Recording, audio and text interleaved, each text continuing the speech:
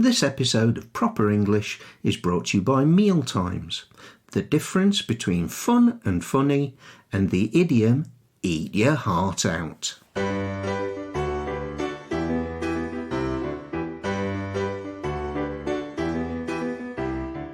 Hello, I'm Alison. And I'm Dave. And we'd like to welcome you to our podcast, which, as you know, is called Proper English. If you're learning English and you want to know whether you're having tea or dinner, if you get stuck thinking of the word to describe a snack between breakfast and lunch, if you're puzzled by the difference between brunch and afternoon tea, then Proper English is just the thing for you.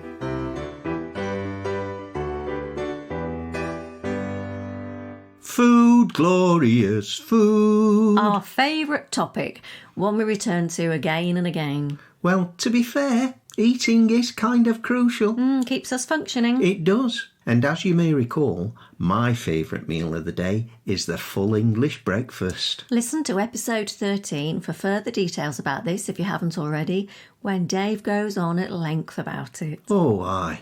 Love an FEB, me. Sausages, bacon, fried eggs, fried tomatoes, baked beans, black pudding. Okay, we've done this already. Let's get to the point. Oh, yeah. Got a bit carried away there. The point. Yes. Well, so quite often our students find the different names that we have for meal times pretty confusing. So we thought it'd be a good idea to try and clear up this confusion once and for all. Well, we'll do our best anyway. We will, because native English speakers get confused about this too, don't they? It's true. It's something we like to argue about. Yeah. So, I think everybody agrees that the first meal of the day, as we've already said, is breakfast. And yes, we know your feelings about the full English breakfast. My favourite. And generally speaking, we have breakfast in whatever form at some point between 6 and 9 in the morning. Ish. For breakfast, you can have all sorts of different things. Cereals, porridge, muesli, yoghurt, maybe with a glass of orange juice and a cup of tea or coffee. Coffee for me, thanks, black and strong. Oh, the Portuguese make a very good coffee. Then you've got your meal in the middle of the day, lunch, which is often quite light in the UK. Sandwiches, perhaps, or cheese on toast if you're at home, or cheese and beans on toast. In the summer, it might be a salad. And soup. Soup's quite a lunchy thing. Can we say lunchy? Yeah, we've just made the word up if it doesn't exist. Okay. And if you were having lunch in a cafe or at the canteen at work, a jacket potato with a dollop of chilli would sometimes be the thing. Yeah, or tuna mayonnaise. Yeah. But hold on a minute. We've missed a couple of morning meal times out. We'll get back to them after we consider the difference between fun and funny. What's the difference? Quite often, a student will say something like, "We went for a walk on Sunday and had a picnic. It was very funny." And I wonder, what's so funny about a picnic? And then I think, you mean you had fun. It was a fun day. Yeah, it's a classic confusion, fun and funny. Fun is to do with entertainment or enjoyment and can be used as a noun or an adjective. We had great fun with our friends at their place last night, for instance. Or, to put it another way, we had a fun night at our friend's house last night. Funny describes something that causes laughter, something that is humorous or amusing. Jokes are funny, for instance. I say, why did the chicken cross the road? I don't know. Why did the chicken cross the road? To get to the idiot's house. Don't get it. Knock, knock.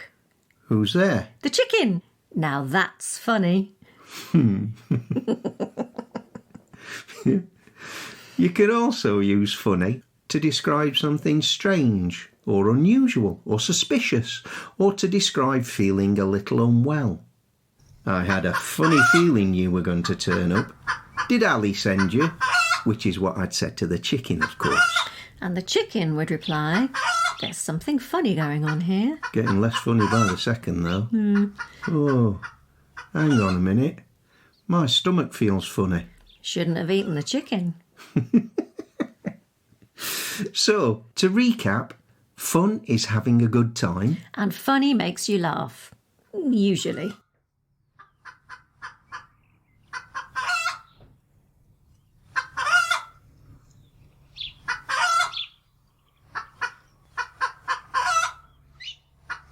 Anyway, these two mid-morning meal times. Nice alliteration there. Mm-hmm.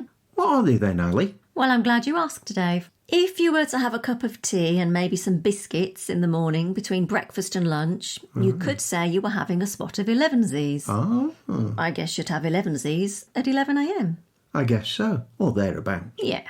And a meal that is gaining popularity in the UK, especially at the weekend. I think it came from the States originally. Yeah, I think so, yeah. It's a meal that you would have instead of breakfast or lunch. Too late in the morning to be breakfast and too early to be lunch. And so it's a portmanteau word combining the two. Brunch. For brunch, you can have many different things. Quite often something sweet like waffles or pancakes or French toast. French toast. And if you fancy savoury, you can plump for smashed avocados or poached egg on toast, or maybe eggs Benedict, which is poached eggs and bacon on English muffins with hollandaise sauce. Oh, I'm just looking at a recipe for this on the internet. Awesome. I'm up for this next Sunday, Ali. Now, if you go to a tea room in the UK, or maybe a country hotel at about 3 o'clock, there will often be afternoon tea. Now, this is a tradition that was popularised in the late 19th century in the court of Queen Victoria, and the menu usually consists of a selection of dainty little triangular sandwiches. Cucumber, or egg and cress, or maybe smoked salmon and cream cheese, and maybe scones. Scones. Don't start. Sorry. With clotted cream and jams, and perhaps some little cakes and pastries, and of course, a pot of tea. Scones. In my family when I was growing up, the evening meal was called tea. Oh. It was more of a snack, really, after having had a main meal at school. So we had sandwiches and cake that my mother had made. So that was when we were at primary school, because we had a hot meal at lunchtime. And then when we went to secondary school and the food wasn't so great, we took packed lunch. We called it packed lunch. Lunch, Yeah, you see, not yeah. a main meal. And Dinner, then main meal. we had what we described as dinner for tea. Are we having dinner for tea, Mum? Which meant we were having a cooked meal for tea in the evening. Got it? Yeah, clear as mud. We used to call it tea as well, and lunch was called dinner. Meals were breakfast, dinner and tea in our house. Okay. But tea was nearly always a proper meal. Meat and 2 veg, cottage pie, that sort of thing. Mm-hmm. Many people call the evening meal dinner. Some even call it supper.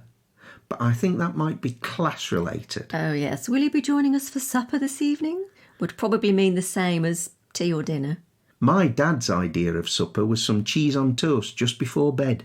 Just a little snack for biting on. The phrase for biting on is so your dad. It is, isn't it? Yeah. But my supper would have been a glass of milk and a biscuit. If I was allowed. Okay.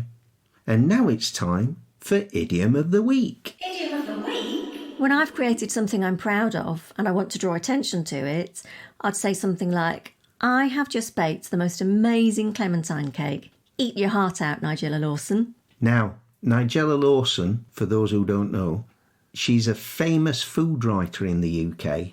So what Ali's saying here is her cake is so good it would make Nigella jealous. True enough. Mm-hmm. Ali's clementine cake is awesome.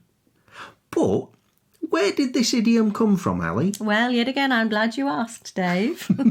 It was a catchphrase on an American comedy show from the 1960s called Rowan and Martin's Laugh-In. And that's all there is to say about it. Now you know. Right. Goldie Hawn was in that. She was. Yeah. And Judy Carr. Yeah. And here we are at the end of another episode of Proper English. We hope you've had fun listening in on our conversation. What should our listeners do if they've enjoyed the episode, Dave? Well, Ali, they could tell everyone they know about us, friends, family, anyone who's studying or learning English. Yes, and don't forget they could like this episode and leave us a nice review and subscribe to us on their favourite podcast app. Ooh, and where can they go if they want to get more involved or if they have any questions or suggestions? Well, of course, they can join us on Instagram or Facebook, or they can email us at properenglish, Or one word. at sapo.pt. Excellent. So, until next time, it's goodbye from me. And it's goodbye from me too.